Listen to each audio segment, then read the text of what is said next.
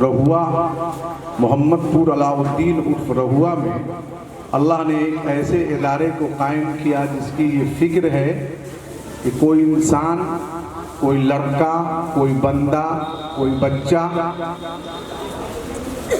Future में यानी आगे चल के वो बेहतरीन डॉक्टर बने, प्रोफेसर बने, लेक्चरर बने, आर्मी बने, कुछ भी बने, साथ में वो हाफिज भी हो।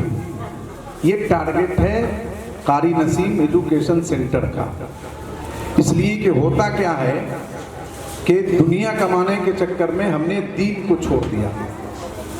न हम दुनिया पा पाएं और न हम दीन पा पाएं। न खुदा ही मिला, न विसाले सनम, न इधर के रहें न उधर के रहें। हमने अपने बच्चों को दीन से दूर करके ये सोचा था कि हम कलेक्टर बनाएंगे, डॉक्टर बनाएंगे, प्रोफेसर बनाएंगे।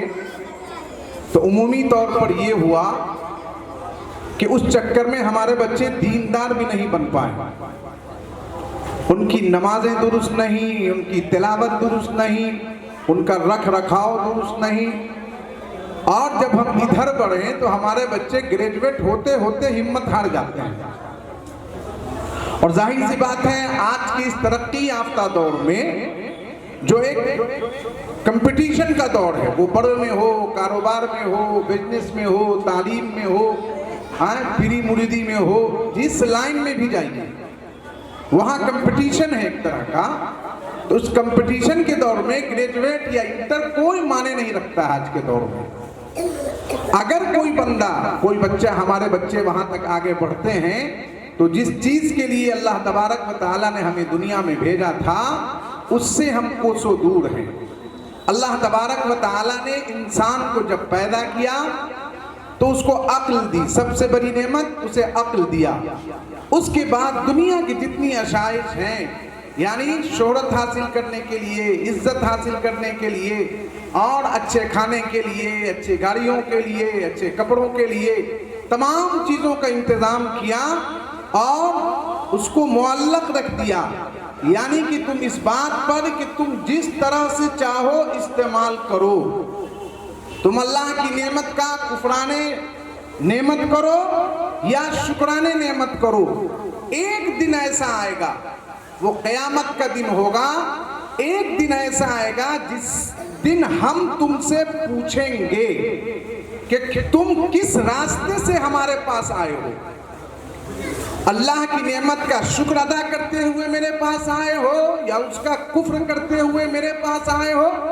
यानी कि इल्म के एतबार से, हम हलाल के एतबार से हो, हराम के एतबार से हो, जिस एतबार से भी हो, उस दिन अल्लाह हमसे पूछेगा। उससे पहले हमसे नहीं पूछने को है। कोई अगर ज़िना कर रहा है तो कोई फरिश्ता आके हमारा हाथ नहीं पकड़ता है। कोई अगर शराब पी रहा है तो अल्लाह मियां आके हमारा हाथ नहीं पकड़ रहा है।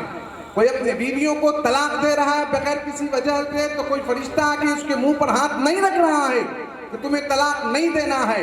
कोई अपने पड़ोसियों को सता रहा है तो फरिश्ते आके नहीं खड़े हो रहे हैं कि तुम्हें नहीं सताना है। सब अल्लाह मियां ने एक निज़ाम बना दिया। उसके लिए नबियों को भेजा, नबियों ने फिर सहाबा को, सहाबा ने ताबईन को, तबे ताबईन को, बुजुर्गान दीन को। एक निज़ाम चलता आ रहा है जब से दुनिया कायम हुई है कि ये लोग हमारे हुक्मों को लोगों को बताएंगे, जिंदगी कैसे गुजारनी है वो बताएंगे। उसी में अल्लाह के रसूल सल्लल्लाहु अलैहि वसल्लम ने फरमाया, खैरुकुम मन तअल्लमल कुरआन व अल्लम। यानी तुम में बेहतर वो है जो कुरान सीखे और सिखाए। यहाँ पर ये फरमाया, तलबुल इल्मी फरीज़तुन अला कुल्ली मुस्लिम व मुस्लिमा। यानी इल्म का सीखना, वो मर्द हो, औरत हो, बूढ़े हो, बच्चे हो, जवान हो, तमाम लोगों का इल्म सीखना उस पर फर्ज है। अब इल्म के क्या माने हैं? ये जितने डॉक्टर की डिग्री है, प्रोफेसर, ये जितनी डिग्री है, ये उस चीज के लिए है कि हमारी जिंदगी कैसे गुजरेगी। यानी कि कमाने का जरिया है।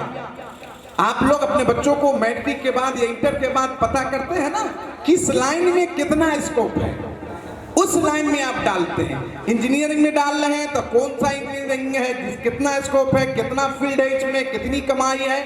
हाँ, डिप्लोमा अगर करा रहे हैं तो डिप्लोमा कौन सा कराया जाए, किसमें ज्यादा तनख्वाह है। تو پتہ یہ چلا میرے محترم بزرگوں دوستو کہ یہ تعلیم نہیں ہے، بلکہ اللہ تبارک و تعالیٰ نے جو دنیا چلایا ہے اس میں کمانے کا ایک ذریعہ ہے۔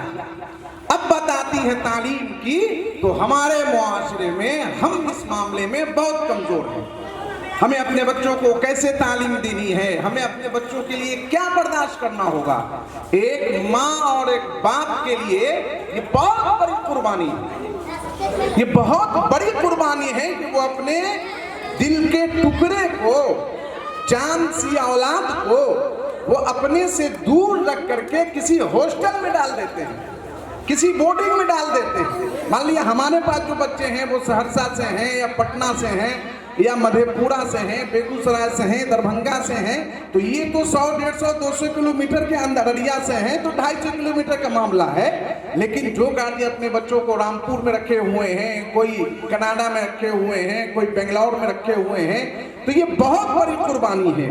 لیکن سوال یہ ہے کہ کیا یہ برداشت کی قربانی صرف ہے کہ ہم اپنے سینے پر پتھر رکھ کے ہم نے اپنے بچوں کو کہیں رکھ دیا یا قاری نسیم ایجوکیشن سینٹر میں رکھ دیا؟